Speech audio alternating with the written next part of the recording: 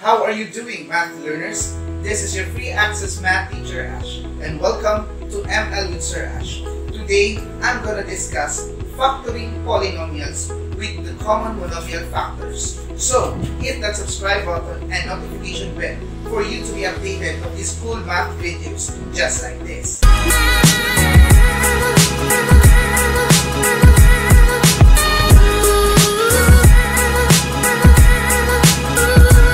Hello math learners! Today, we're going to discuss how to factor polynomials with common monomial factors. So the objectives for our today's lesson is to factor completely polynomials using the common monomial factors. So the question is, what is factoring and what are polynomials? So let's start with factoring.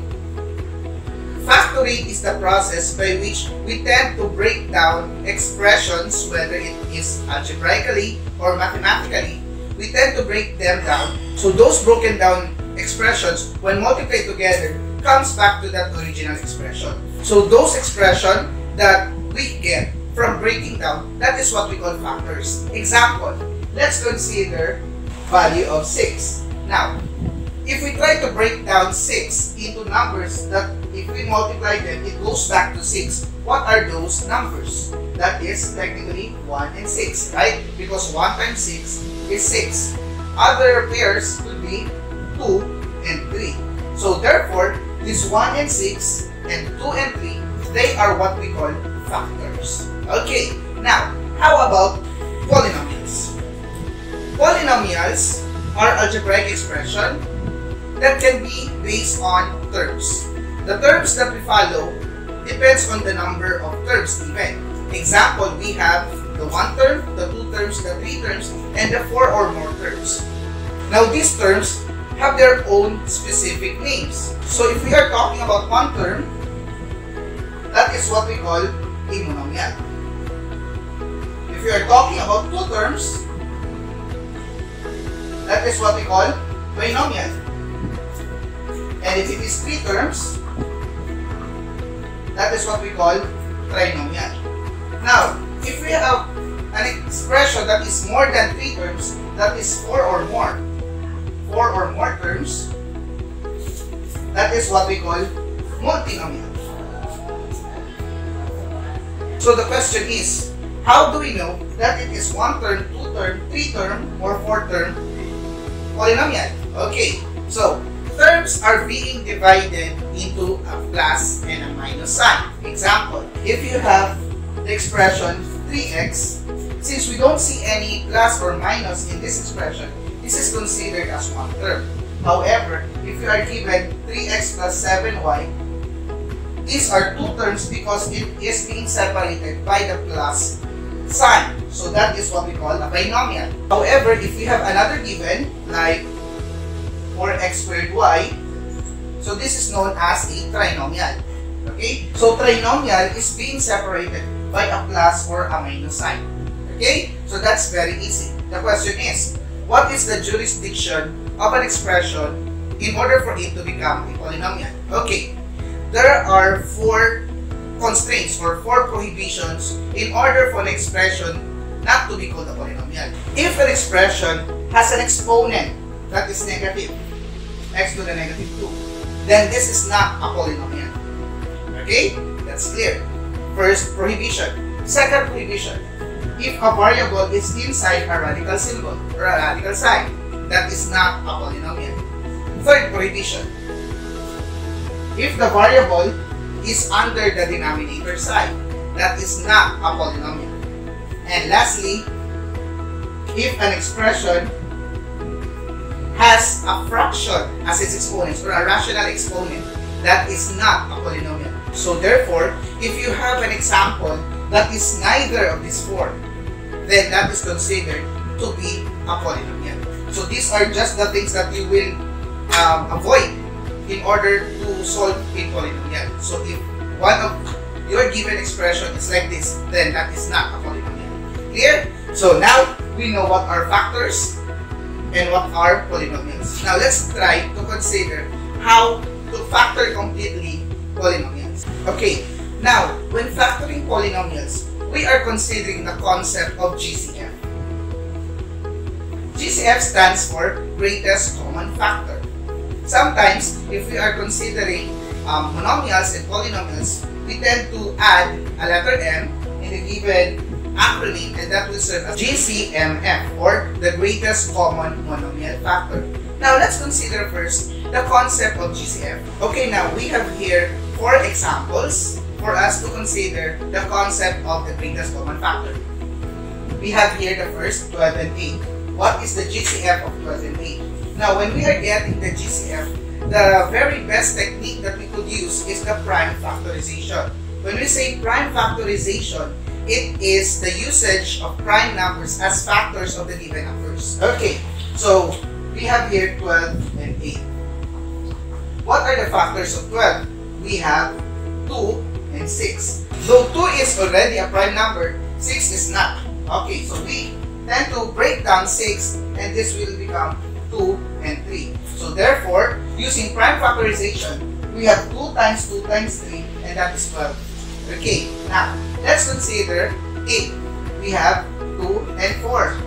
However, 4 is not yet a prime number, so we break down 4 into another factors, that is 2 and 2. Now, these are already the prime factorizations of 8 and 12. In order for us to get the value of our greatest common factor, we tend to get the common factors. Now we have here 2 factors of 2 for both 12 and 8. So that 2 numbers, that both 2 will become 2 times 2, and that is 4. So our greatest common factor for 12 and 8 is 4. Okay, now let's consider 7 and 20. We have 7 and 20. What are the factors of 7? However, 7 is already a prime number. So therefore, the prime factorization of 7 is just 7. We have 20. 20 can be broken down by 5 and 4. 5 is already a prime factor. However, 4 is not yet. So we break down 4, and this becomes 2 and 2. Now, as we can see here, in 7 and in 20, we don't have any common factors. So, if that's the case, the common factor of 2 numbers that doesn't have any prime factors is 1.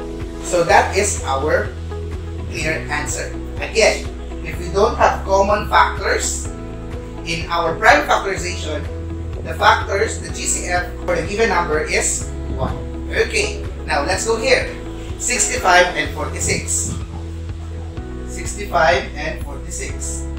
65 can be breaking down by 5 and 13. 5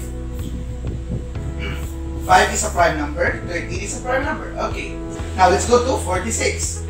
2 and 23. So as we can see here, these 2 numbers don't have any common factors. So therefore, the greatest common factor of these 2 numbers is 1. Simple as that. Now let's go to 3 numbers. Okay. 144, 256, and 300.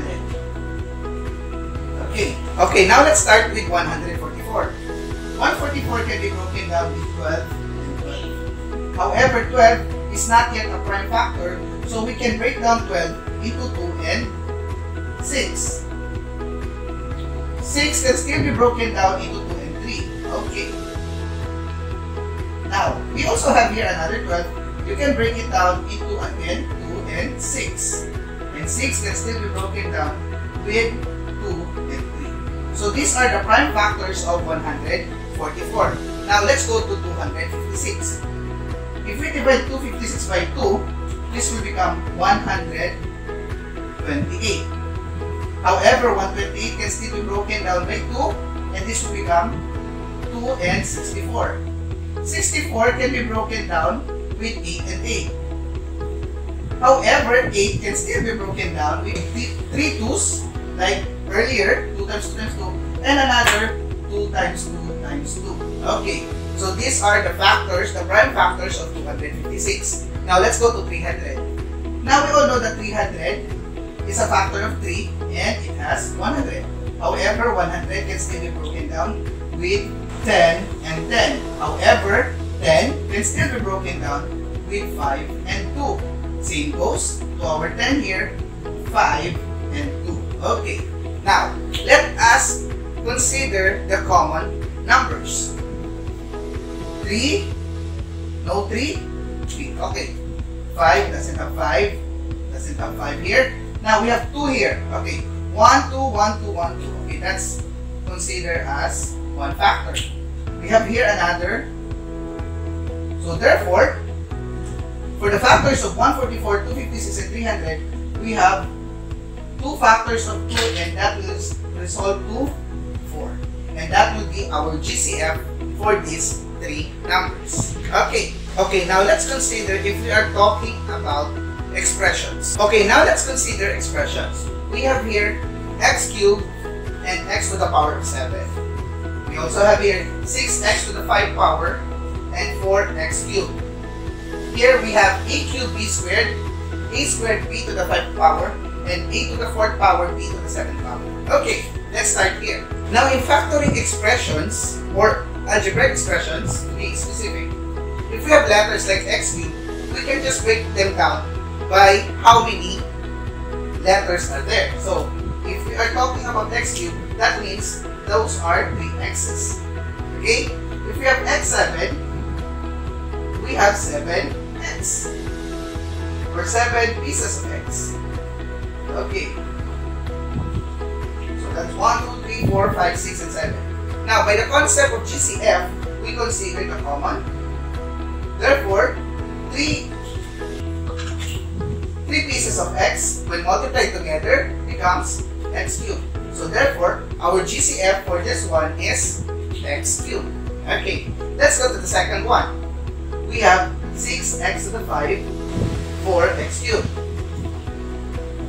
Now the prime factors of 6 are 2 and 3.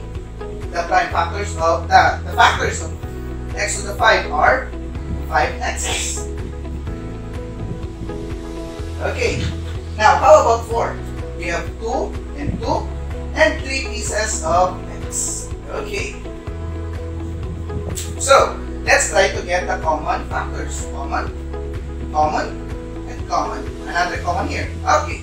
So, by doing so, we have 2 and 3 x's. And that will become 2x cubed. And that is our GCF for these given expressions. Okay. Now, let's go to the last. Okay, let's start first with a cubed b squared. That means they have 3 a's and 2 b's. A squared and b to the 5 power. So that is 5 b's. Alright. Now, a to the 4th means there are 4 a's, and b7, b to the power of 7, there has 7 b's. Okay. So now let's try to get the common. That's 1. That's 2. However, doesn't have any more for A. Now for B, we have 1B and another B here. Okay. So it means we have 2 A's and 2 B's, which means A squared, B squared. Okay. So that is how you get the greatest common factors in terms of expression. But now, I will teach you a very simple technique in order to get the greatest common factor even faster. Let's consider here x cubed and x7. Now, if we are talking about variables, you consider the letters. If they have the same letter, copy that same letter. Then, you just follow the lowest exponent.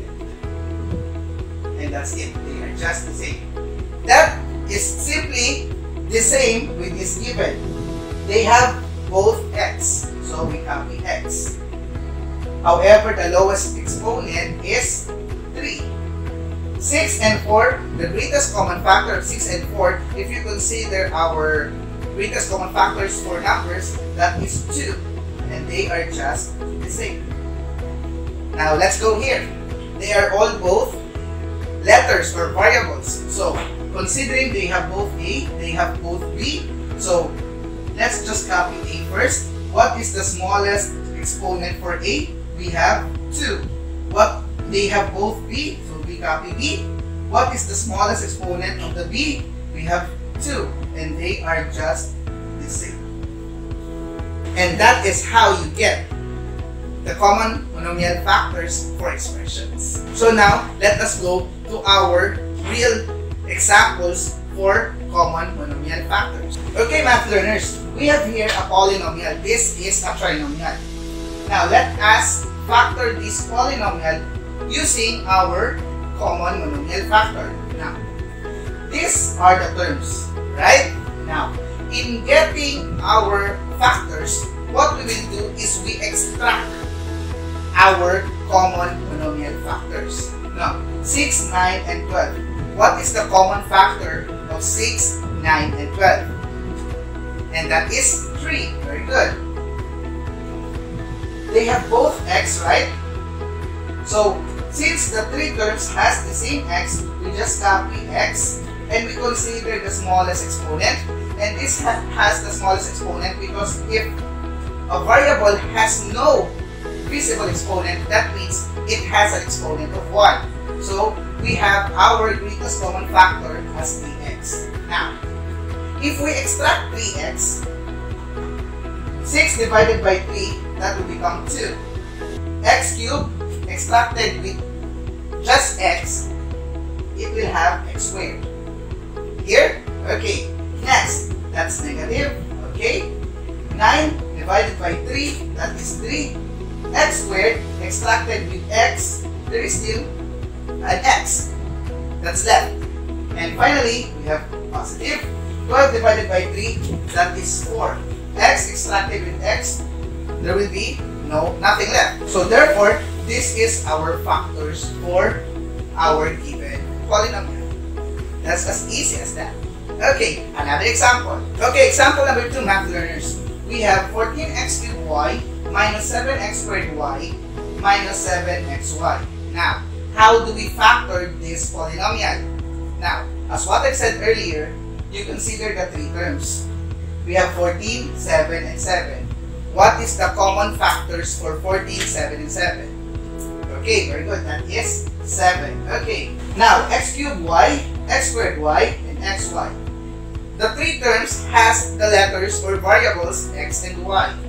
So we consider x and y. Now, what is the smallest exponent for x?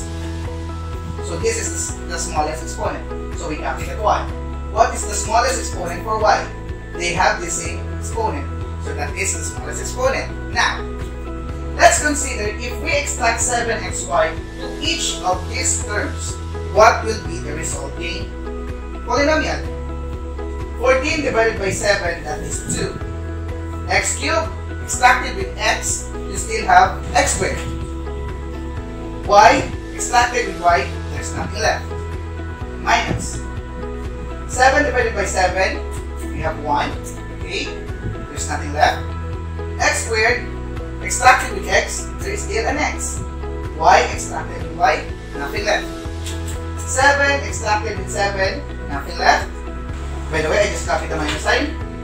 X, extracted with x, nothing. Y, extracted with y, nothing. Now, if it is nothing, then you just put 1. As what we know, as what we considered earlier in our discussion in the concept of GCF. So this is our factors for this polynomial. Okay? Let's go to another example. Okay, example number 3 for factoring for polynomials. We have here 16x to the 4th plus 8x squared plus 12x cubed. Now, what are the common factors for each term? We have 16, we have 8, and we have 12. So if we use the concept of GCF, we have a greatest common factor of 4 for this 16, 8, and 12. Okay? Now, how about our x? Both 3 terms has an x. But we will copy the smallest exponent. What is the smallest exponent here? So that is 2.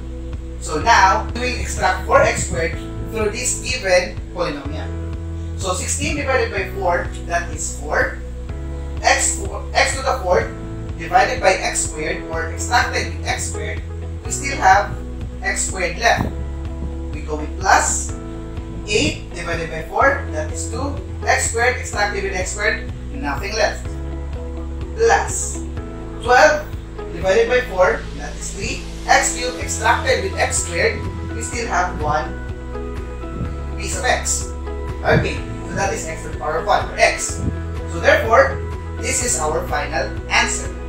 Okay, now let us go to a more difficult example. Okay, math learners, we are down to our last example. So we have 90 plus 15y squared minus 18x minus 3xy squared. Now let's consider first what is the common factor for the given numbers. So we have 90, 15, negative 18, and negative 3. So 90, 15, 18, and 3, the common factor of that is actually 3 because all of these numbers are divisible of 3. However, if you consider the letters, we have y here but no y in this term. We have x here but no x in these terms. So therefore, we don't have a variable to be a part of 3. Okay, so if we extract 90 here, we have 30. So 90 divided by 3, that is 30. 15 divided by 3, that is 5. 5y squared. Minus 18 divided by 3, that is 6x. 3 divided by 3, there's nothing left. However, we still have the variables left. Okay, now, is this our final answer? Sometimes, polynomials has even more additional process in order to get the factors.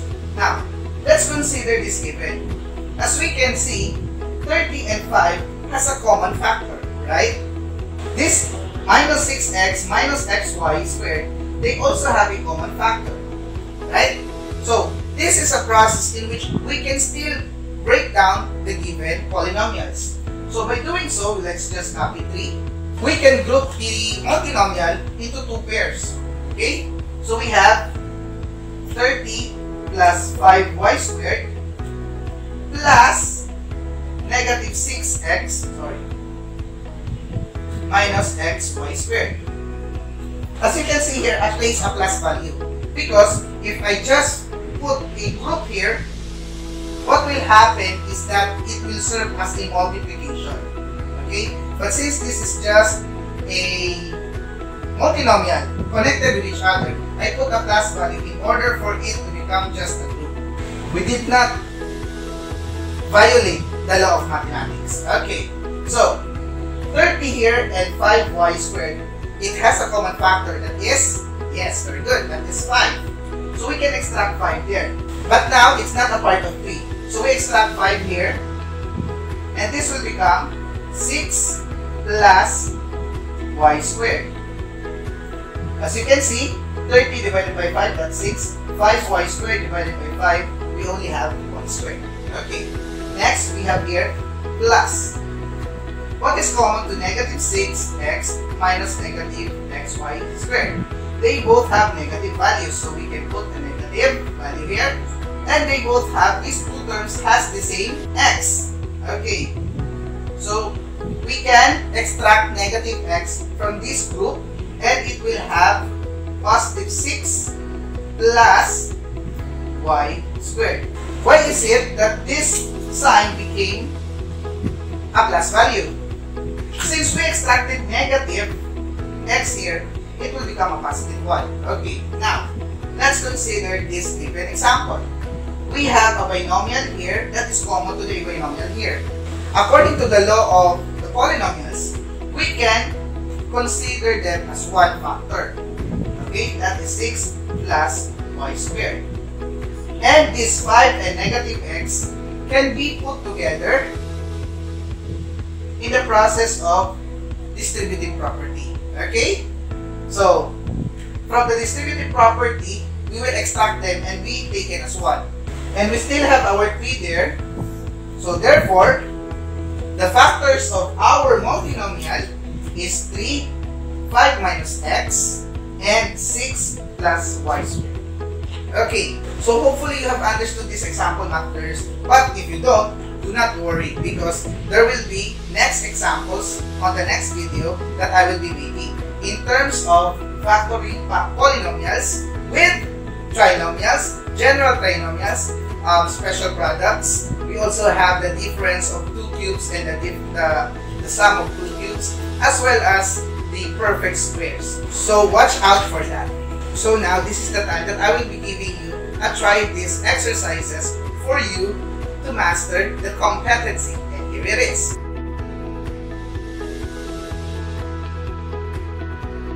Okay, I hope you have understood our discussion for today, Math Learner. This is your free access math teacher, and always remember, it is fun to learn mathematics if we are together learning. Thank you and God bless.